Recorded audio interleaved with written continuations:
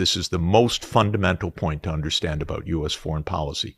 They're wrong. They keep screwing up. They keep getting us into trillion-dollar-plus wars. They keep killing a lot of people. But their basic belief is the U.S. is the only superpower. It's the unipolar power, and we can do what we want. So they could not hear Putin. Even that moment, they couldn't hear the rest of the Europeans.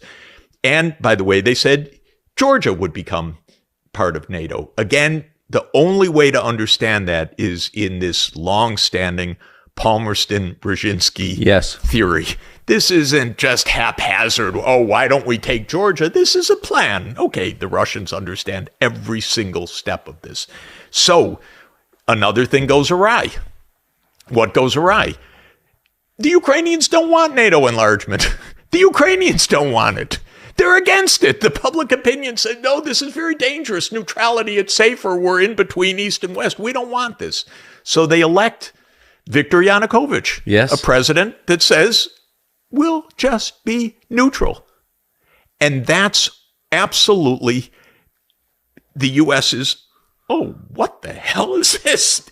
Ukraine? They don't have any choice either. So Yanukovych becomes the enemy of the neocons, obviously. So they start working, of course, the way that the U.S. does. We got to get rid of this guy. Maybe we'll elect his opponent afterwards. Maybe we'll catch him in a crisis and so forth. And indeed, at the end of 2013, the U.S. absolutely stokes a crisis that becomes an insurrection and then becomes a coup. And I know, again, from firsthand experience, the U.S. was profoundly implicated in that.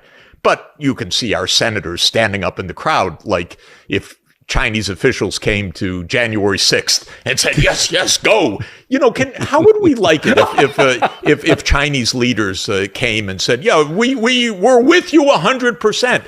American senators standing up in Kiev saying to the demonstrators, we're with you 100%.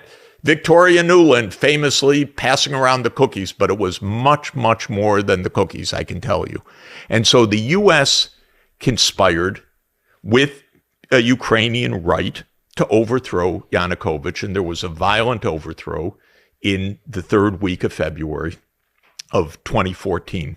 That's when this war started.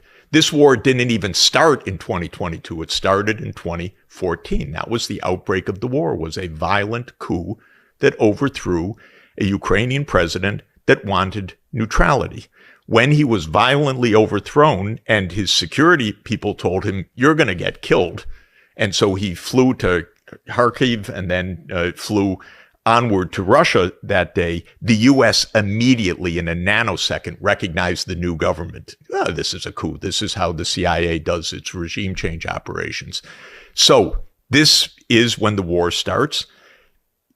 Putin's understanding, completely correct in this moment, was I'm not letting NATO take my naval fleet and my naval base in Crimea. Are you kidding? The Russian naval base in the Black Sea, which was the object of the Crimean War, and in its way is the object of this war, in Sevastopol, has been there since 1783. And now Putin's saying, oh, NATO's going to walk in? Hell no.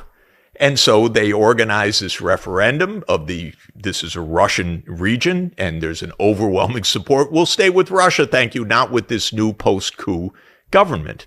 An outbreak breaks out in the eastern provinces, which are the ethnic Russian provinces in the Donbass, and Lugansk and Donetsk.